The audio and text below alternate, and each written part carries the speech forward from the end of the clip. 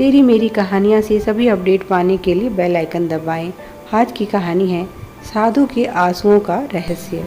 एक बार किसी गांव में एक साधु अपने शिष्यों के साथ रहते थे। वे दिन भर भजन कीर्तन और प्रभु गुणगान करते और शाम के समय अपने शिष्यों के साथ भिक्षा के लिए निकलते। यह उनका नियम था। केवल एक ही बार भोजन करते थे, इसीलिए शाम के समय भिक्षा के लिए जाते। जिस घर के सामने जाते वहाँ से भिक्षा मिल जाती तो ठीक, नहीं तो भूखे ही सो जाते, पर अपने शिष्यों की लाई हुई भिक्षा से अन्न ग्रहण नहीं करते थे। गुरुदेव भूखे रहें और शिष्य भरपेट खाना खाए, ऐसा कैसे हो सकता है? इसीलिए जिस दिन वे नहीं खाते, उनके शिष्य भी नहीं खाते। उन्होंने अपने शिष्यों को समझाया, ईश्वर की यही इच्छा है। अगर वह चाहता है मैं आज भोजन ना करूं, तभी तो मुझे भिक्षा नहीं देता। तुम्हें भिक्षा मिली है, इसका अर्थ है कि वह नहीं चाहता कि तुम भूखे रहो। फिर तुम क्यों भूखे रहते हो? ऐसा करके तुम प्रभु की इच्छा के विरुद्ध कार्य कर रहे हो। यह मेरा आदेश है कि तुम सब खाना खा लिया करो। पर अपने गुरु के प्रति अपार प्रेम के कारण शिष्य चाहते हुए भी खाना नहीं खा पाते थे। उन्हें लगता, अगर हमारे गुरुदेव भूखे हैं और हम खा रहे हैं तो हम एक तरह से गुरुद्रोह कर रहे हैं। पर क्योंकि गुरु जी का आदेश था तो उनकी बात भी नहीं टाल सकते थे। इसीलिए जब गुरु जी खाना नहीं खाते तब सभी शिष्य केवल एक एक निवाला खाकर सो जाते, जिससे उनके गुरु के आदेश का मान भी रह जाता और वह गुरुद्रोह से भी बच जाते और उन्हें अपने मन में भी संतुष्टि रहती। पर गुरु जी को यह अच्छा नहीं लगता कि उनके कारण उनके शिष्य भूखे रहते हैं। तब उनके सबसे प्रिय शिष्य बाहुबली ने एक उपाय निकाला। अब वह नियम से गुरु जी द्वारा लाई गई भिक्षा में से कुछ भाग निकालकर अलग रख देता। पहले तो गुरु जी ने इसका विरोध किया, पर फिर अपने शिष्यों के लिए उन्होंने सहमति दे दी। जिस दिन उन्हें भिक्षा नहीं मिलती थी, उस दिन वह बची हुई भिक्षा ग्रहण कर लेते और इस तरह से उन्हें और उनके शिष्यों को भूखा नहीं रहना पड़ता। एक बार अस्वस्थ होने के कारण गुरुजी कई दिन तक भिक्षा के लिए नहीं गए और उनके शिष्यों का भूख के कारण बुरा हाल हो गया। अपने शिष्यों की दशा देखते हुए उन्होंने अस्वस्थ होते हुए भी भिक्षा के लिए जाने का निर्णय लिया। आज बाहुबली भी उनके साथ था, पर बदकिस्मती से आज वे जिस घर में भिक्षा लेने पहुँचे वहाँ पर किसी की मृत्यु हो गई थी और उन्हें आज भिक्षा नहीं मिली। बाहुबली ने देखा गुरुजी ने आंखें बंद की और उनकी आंखों से दो आंसू निकले और दोनों आश्रम लौट आए। अगले दिन वे फिर से भिक्षा के लिए निकले। आज वे जिस घर में पहुँचे वहाँ पर शादी थी और उन्हें तरह तरह के स्वादिष्ट व्यंजन भिक्षा में मिले। गुरुजी ने अपनी आंखें बंद की और फिर से उनकी आंखों से दो आंसू निकले। बाहुबली ने कुछ नहीं कहा। आज उनके शिष्यों ने भरपेट खाना खाया और गुरुजी बहुत प्रसन्न हुए। उन्होंने फिर से आंखें बंद की और उनकी आंखों से आंसू निकले। बाहुबली सब देख रहा था।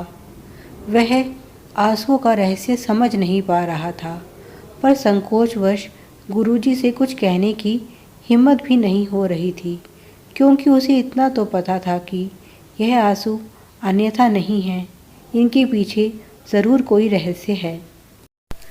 आज फिर से जब गुरुजी भिक्षा के लिए निकले तो बाहुबली उनके साथ हो लिया। आज वे दोनों जिस घर में पहुँचे उस घर में ना तो मातम था ना ही खुशी। एक साधारण सा घर था जिसमें एक बुढ़िया माई अकेली रहती थी। जैसे ही साधु बुढ़िया माई के द्वार पर पहुँचे, उन्होंने साधु के भिक्षा पात्र को अन्न से भर दिया। बाहुबली ने देखा, आज फिर से गुरुजी ने आंखें बंद की और फिर से उनकी आंखों से दो आंसू निकले। अब तो वह बेचैन होने लगा। उसके बाद वे दोनों आश्रम लौट आए। आश्रम वापस आकर गुरुदेव सबसे पहले भगवान की प्रतिमा के सामने गए और आंखें बंद की और उनकी आंखों से फिर से आंसू बहने लगे। बाहुबली समझ नहीं पा रहा था इन आंसुओं का क्या रहस्य है। और आज तो एक अनोखी बात और हुई थी। गुरुजी भिक्षा से लौटने के बाद सबसे पहले स्नान करते, फिर ध्यान के लिए जाते, पर आज वे सीधा प्रभु की प्रतिमा के पास पहुंच गए। यह सब क्या भेद है? रात को जब बाहुबली गुरुजी के पैर दबा रहा था तो उसने गुरुजी से कहा, गुरुजी आज्ञा हो तो आपसे कुछ प्रश्न पूछना चाहता हूँ। गुरुजी मुस्कुराए और बोले, हाँ बाहुबली, पूछो, तुम क्या पूछना चाहते हो? बाहुबली बोला, गुरुजी मुझे आपके आंसुओं का रहस्य समझ नहीं आया। मैं इससे पहले भी आपके साथ भिक्षा लेने गया हूँ, पर कभी भी आपकी आंखों में आंसू नहीं देखे, पर अब यह आंसू, कृपया करके मुझे इन आंसुओं का रहस्य समझाइए। गुरुजी मुस्कुराए और बोले, तो ध्यान से सुनो। पहली बार हम जिस घर में पहुँचे थे उस घर में मातम था और हमें भिक्षा नहीं मिली। उस दिन मुझे बहुत दुख हुआ कि मेरे कारण मेरे शिष्यों को एक और दिन भूखा रहना पड़ेगा और मैंने प्रभु से शिकायत की। प्रभु, क्यों मुझ पर पाप चढ़ा रहे हो? मेरे कारण इतने लोग भूखे हैं। क्या आपकी यही इच्छा है कि इतने लोगों के दुख का मैं कारण बनूं? मेरे यह आंसू दुख के थे। अगले दिन हम जिस घर में गए वहाँ पर शादी थी और हमें बहुत सी भिक्षा मिली। मैं बहुत प्रसन्न हुआ कि आज मेरे शिष्यों को भरपेट भोजन मिलेगा और मैंने प्रभु को धन्यवाद कहा कि वह कितना दयालु है। उसने मेरी प्रार्थना इतनी जल्दी सुन ली। उसने मुझे निमित्त बनाकर आज मेरे शिष्यों के लिए स्वादिष्ट व्यंजनों का प्रबंध कर दिया। मेरे यह आंसू खुशी के थे। और फिर जब मेरे भूख से व्याकुल शिष्यों को भरपेट भोजन मिला तो मुझे बहुत ही संतुष्टि महसूस हुई। मैंने प्रभु से प्रार्थना की और उन्हें धन्यवाद कहा।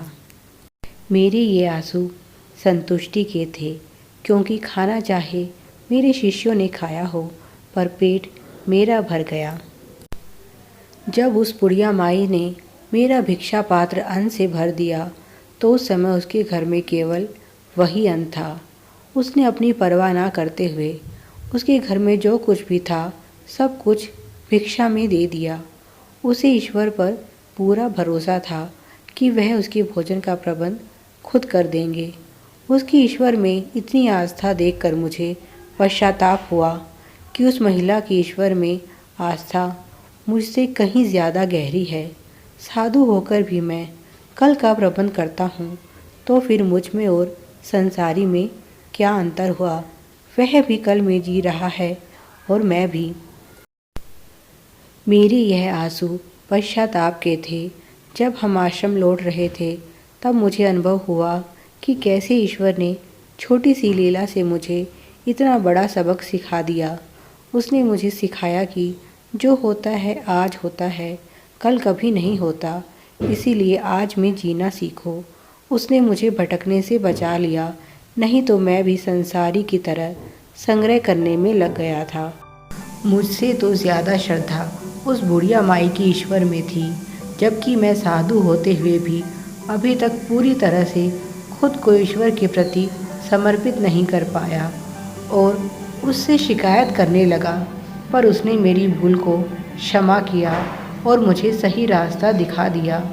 प्रभु की इस कृपा के लिए मैंने उन्हें धन्यवाद कहा। मेरे यह आंसू श्रद्धा और धन्यवाद के थे। अभी तक मैं पूरी तरह से उसके प्रति समर्पित नहीं हो पाया था, पर आज उसने मुझे सच्चा ज्ञान दे दिया। यह बातें सुनकर बाहुबली बोला, गुरुदेव आप धन्य हैं जो आपने मेरे भी ज्ञान चक्षु खोल दिए।